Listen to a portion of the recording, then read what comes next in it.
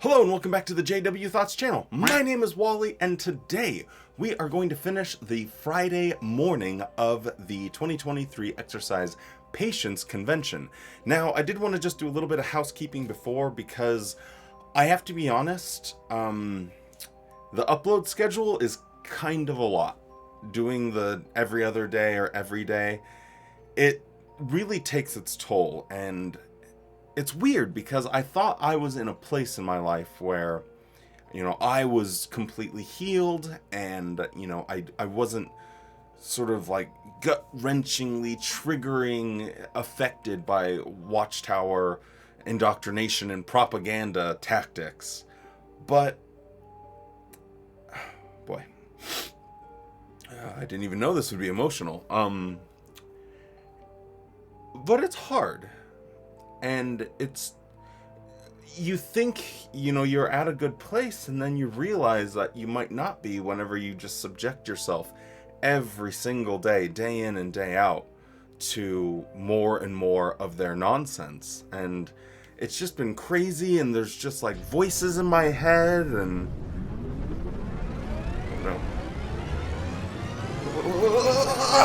Hey man, what's going on, bruh? Who are you? I'm part of you, man. I'm just that positive energy guy. Okay, but why are you like a California surfer dude?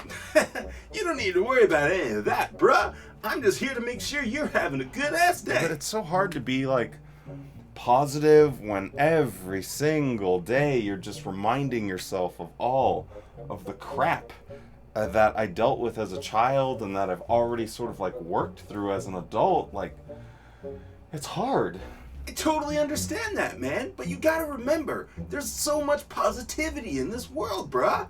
But do you really think like people are enjoying it? Do you really think that they like it? Why don't you just look at all the positive comments you get every day, man? Yeah, I know most comments are super positive and stuff. Absolutely, and you need to focus on that. You're helping people, bro. Well, clearly this isn't the only inner dialogue I have, so can we change it up or something? No way, man. We gotta milk this bit for a few days. I mean, just think of all the Hey, that's actually not a bad idea. We could actually milk this bit for some content for the next couple days. I kind of like your style. Hey, thanks so much, bro. Hey, I'm gonna go do some skateboarding, man, but you have a good-ass recording session. Don't forget to wear a helmet, man. I never wear a helmet. I'm too cool for that. These intros are getting ridiculous.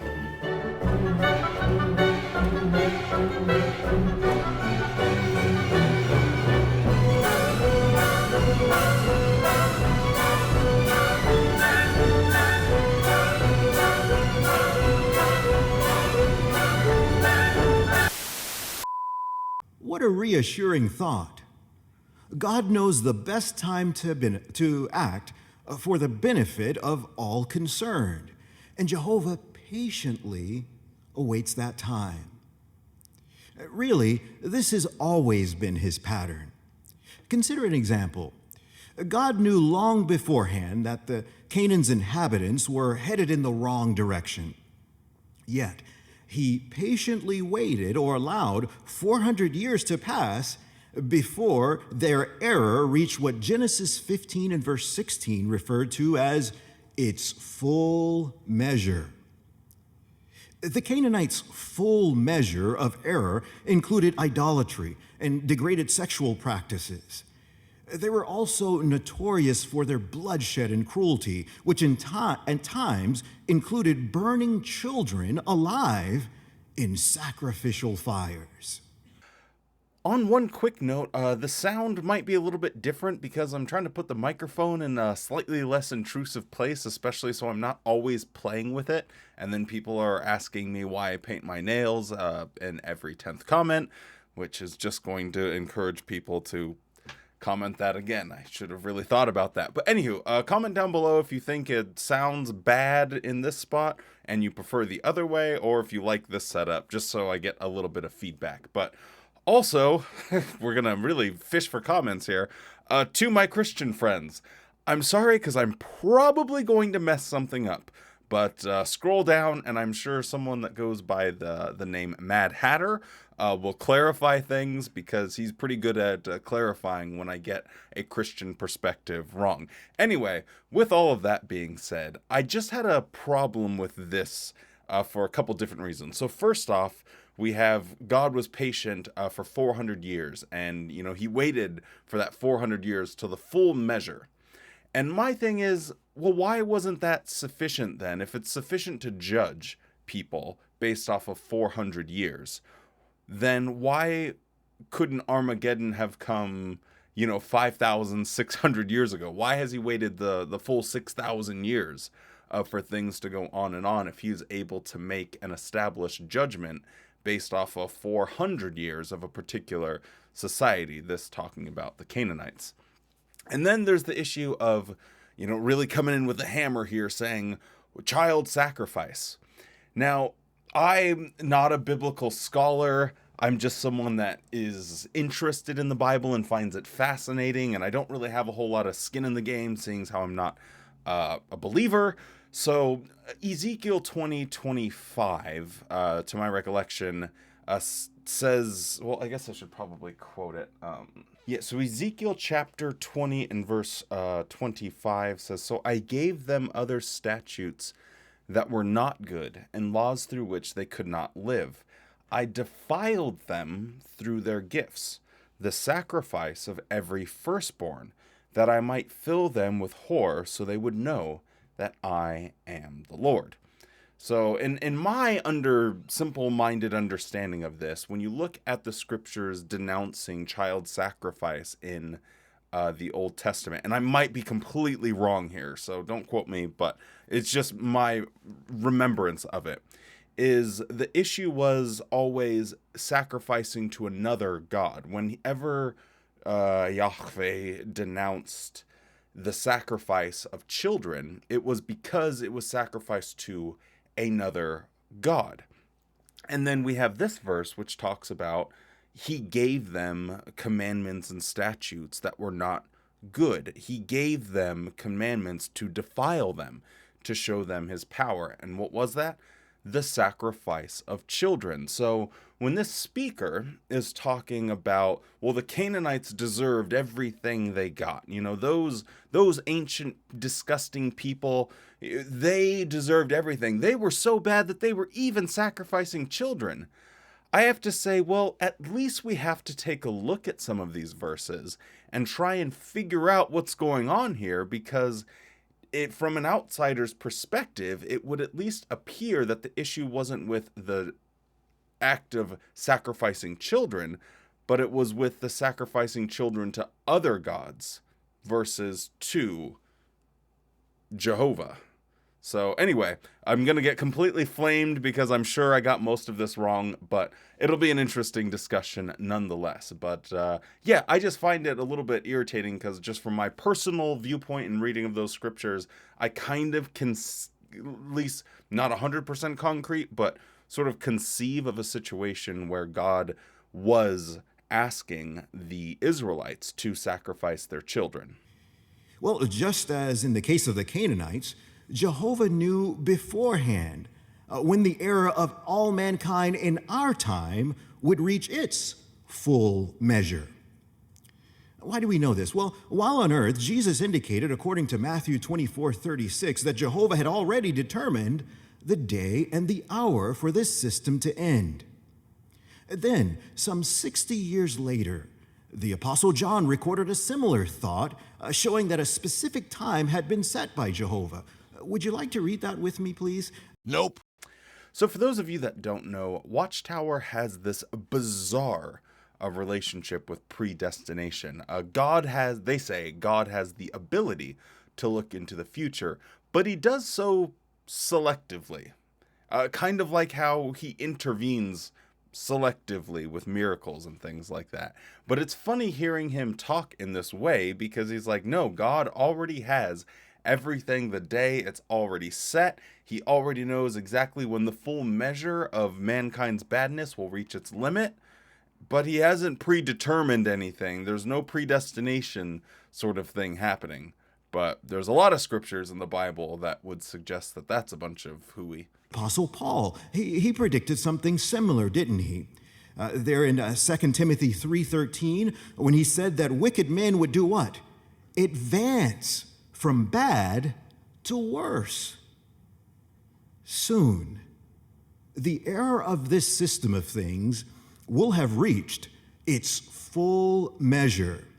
So during one of my Bible studies, this sort of point came up about how things are getting worse. And I asked them something very simple, but they found to be almost unanswerable. And that was, well, if you could pick a time, any time in history that you could live in, that's outside of the last, I can't remember, 70 years, what would it be? And they said, huh? If things are getting worse, and that means that if things are getting worse, that means they would have been better in the past. If you personally could live at any point in time in history and just be a regular, common citizen, what time in history would you pick to live in?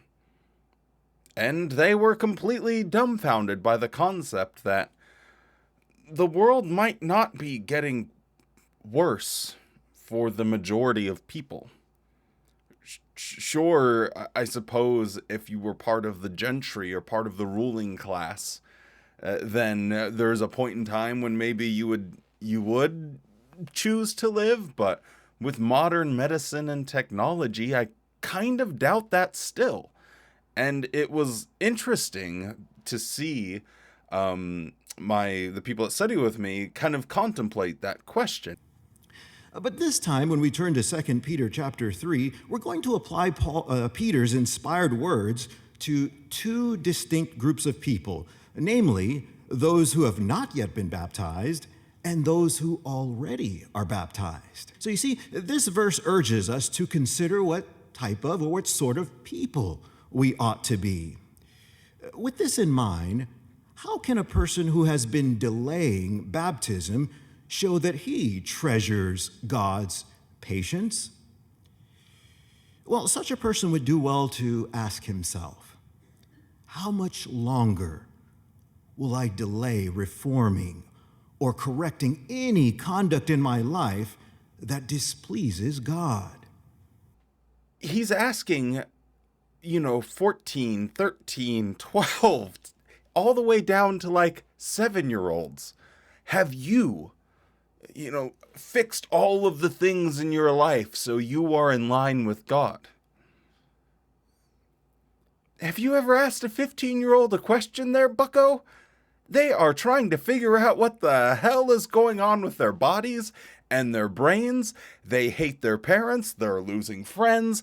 It's awful. Being 15 years old is absolutely terrible. It's one of the worst times in life. Or you're asking an actual toddler that doesn't even mow the lawn yet or can't even wash his own dishes. Just imagine. You need a step stool to wash the dishes, but have you corrected all of the things wrong in your life? And they're like, can I watch the next episode of Blue's Clues? Wow, I'm aging myself. Blue's Clues. What is it now? Dr. McStuffins? Verse 11 indicates something. Do you note there that it mentions dissolved? This word dissolved? As one translation renders it, this dissolved is rendered disintegrated. Well, that word denotes objects that will be broken into small particles. In other words, destroyed. What will be dissolved, broken into pieces, disintegrated? Well, the previous verse tells us. If you look there in verse number 10, Peter was referring to what he mentioned as the elements. The elements. Well, in other words, this system of things, including any person who, as our publications have described, is incorrigibly wicked. Now, the dictionary says that an incorrigible person is one who cannot be reformed, cannot be corrected. Thus, if you have not yet dedicated your life to Jehovah and been baptized, 2 Peter chapter 3 and verse 11 lovingly is urging you to treasure God's wealth of patience by bringing your conduct, your deeds into line with his holy will, and do so without delay. So this whole convention is about patience. And yet when it comes to your baptism, oh, no sirree, Bob, you don't want to be patient. We have found the culprit of the spider web. He's actually hanging from the microphone. Hey, Hey, little guy. Well, we have a little friend. We will call you George. Hi, George. Oh, there he is. Yes.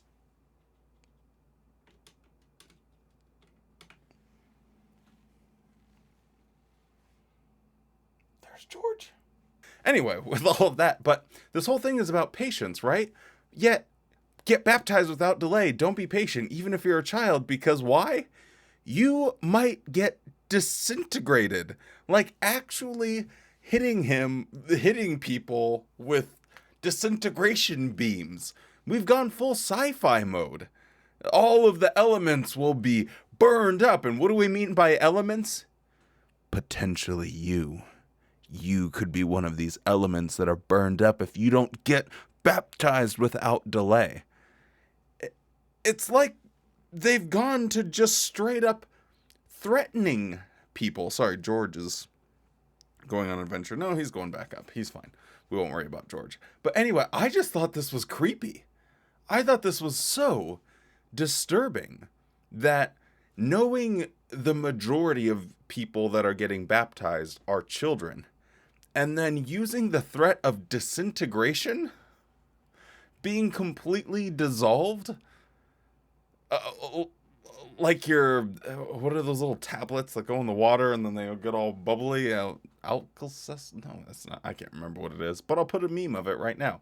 Alka-Seltzer, plop, plop, fizz, fizz. Oh, what a relief. But yeah, anyway, I just thought that this was super disturbing that they are quite literally threatening people with death if they don't become baptized Jehovah's Witnesses. It was one of the more overt instances of them coming out and saying that. So, wow, that was a real whopper.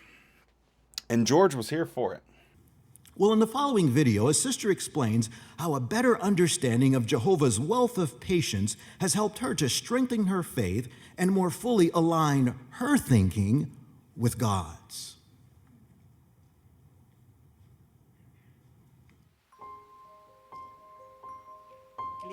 I enjoyed learning about Jehovah and the paradise, so at an early age I came to love Jehovah. Yet later on, doubts just started nagging away at me. I was deeply troubled by all the horrible pain and suffering I saw on the news. Even though I knew and understood the sovereignty issue, I kept asking myself, why is it taking so long? I even started feeling a distance growing between me and Jehovah. In my opinion, your faith would be strengthened by doubts, because when you ask questions, you're going to find the answer to those questions. But when you're a Jehovah's Witness, you quickly find out once you're, I guess, like in your teenage years, that there aren't answers to some of these fundamental questions, and the answer to it is just believe. So doubt is obviously good. You need to be skeptical. A healthy level of skepticism is a good thing because it helps you fact check and test the legitimacy of any sort of positive claim that someone is making. And yet when it comes to the Jehovah's Witnesses, they just say, no, don't doubt, don't question. All of those things are bad, and they can draw you away from your Creator. So we'll see how the rest of this sort of little interview goes, but I'm guessing it's going to be a bunch of malarkey. I did a lot of praying and studying during that time. Mark and I also had many deep and meaningful conversations. So here they're showing the What Does the Bible Really Teach book, the old yellow one. Now it's silver to match sort of the new age branding of Watchtower. And I gotta say, I don't know what kind of deep conversations you were having based off of that book. I have gone over and read that book at least 50 times. Other than the Bible, I've probably read the What Does the Bible Really Teach book more than any other book on planet Earth, which is really sad to say. God, that is like one of those realizations where you're like, look at the sum total of the decisions I've made in my life, and they've gotten me here. Anyway, sorry, I was slipping into some sort of little solipsistic coma there. But no, there is not a deep conversation to be had with the contents of that book. It is so elementary, so simple and stupid. It is ridiculous, especially answering the question, what does the Bible really teach, in this tiny, thin, poorly written... Yeah, it's a joke to call that what does the Bible really teach. Then I saw a picture in the publications of a father carrying his little son on his shoulders. That really resonated with me. I wanted that same kind of trust that a child has in his father. To feel that I could trust Jehovah without asking questions. It became a real struggle between what I mentally understood and what I was feeling emotionally in my heart. If that is not a bunch of cult mumbo jumbo, I don't even know what is. You've got to be kidding me. I want to have a relationship where I can trust without having to ask any questions. That is the goal in life. Boy howdy. What a sentence. What a bar that is. I want the type of trust where I don't have to ask questions, because my head and my heart, they're all scrambled eggs all over the place, and I'm so tired of thinking. I would like someone to think for me. And here comes Watchtower saying, hey, we've got the car for you, baby. He takes all factors into consideration. As a result, those negative feelings couldn't grow and get stronger. Now I could focus on positive thoughts. That was the turning point.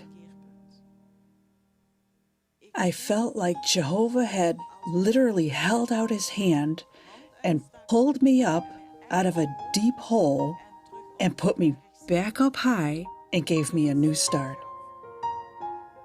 Jehovah is not indifferent. His love is the exact reason why he's waiting so patiently. It's also helped me to be more patient with others. Jehovah has given me the time and the opportunity to break out of that vicious circle. And with his help, I succeeded. They should have named this convention the Do Nothing Convention. The exercise your ability to delude yourself. Nothing changes. They don't answer any of the questions. They don't address any of the doubts. What did she say the solution was? Not focusing on negative things, but just focusing on positive ones. That doesn't answer the question. Is it true? Is it real? Is there any evidence for it? That is why you have doubts, because you haven't been sufficiently convinced. And just indoctrinating yourself or proving something by closing your eyes and plugging your ears and blindly going along and following it isn't the answer. The answer is exploring the questions even further to see if there are reasonable, what you would consider to be a reasonable, logical answer to the question that you have, until that sort of itch is finally scratched. So to all of you itchy people out there, maybe asking some questions about whether or not the Jehovah's Witnesses are true or have the truth, my suggestion, just keep scratching that itch until you get satisfied, and don't just ignore it, because ignoring it will drive you insane. Why am I so itchy? Ah! Poison sea urchins! Oh, ow, itch, ow, ow, ooh, ow, ow, itch, ow, no.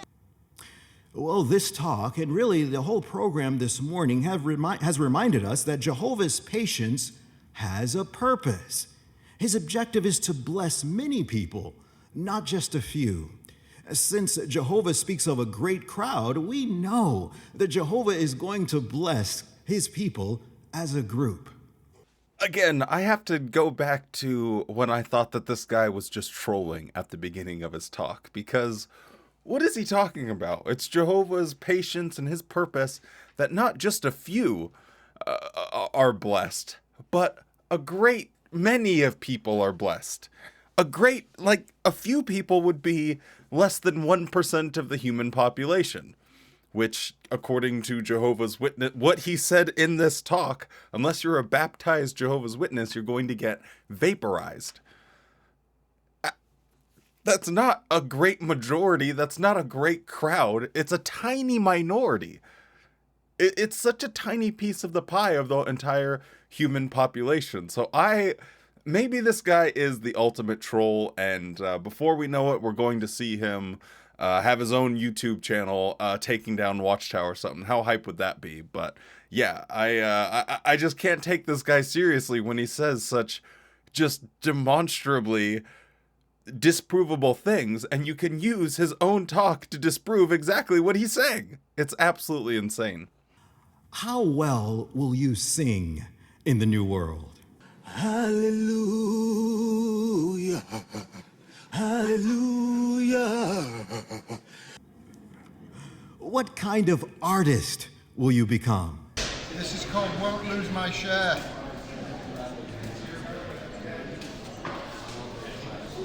Which is encouraging.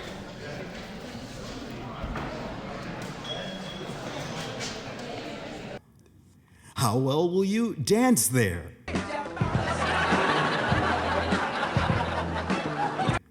How fast will you run? Survivor, this one's for you. Hot gun!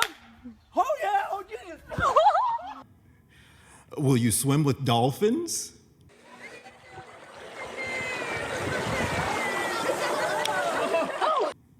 How well will you cook in the new world? How well will you eat there? What I'm going to do is pour some tomato on as he did it. I don't want to use it all because I need to save some. And what I'm going to do is I'm going to put them in the oven for about 20 minutes. Well, only time will tell. In the future, when we will live as long as Jehovah lives, our concept of time will more closely match his eternal perspective. So much so that the time that we spend in this system of things will seem momentary. And what a appropriate end to this ridiculous morning, the start of the Exercise Faith Convention, then a ridiculous rules of fantasies that you're going to have in the new system. And mind you, all of them were things that you could do right now. Small detail there, but go out and live your life. Anyway, thank you so much for joining me. Don't forget to drop a like on this video and subscribe to the channel if you're still around. And if you want to see some behind the scenes bonus content, extra rants and things that I end up like cutting out of the videos, I'm just kind of putting a collage of those together for Patrons and channel members. So consider helping out the channel, helping it grow, helping it thrive, helping it stay alive, if you will. Stay alive to 75. That's what we're talking about. Anyway, this might have been the worst outro of all time. So I guess we have to say, stay safe, be kind. And with that little montage, how could you not smile? And you better have a good ass day.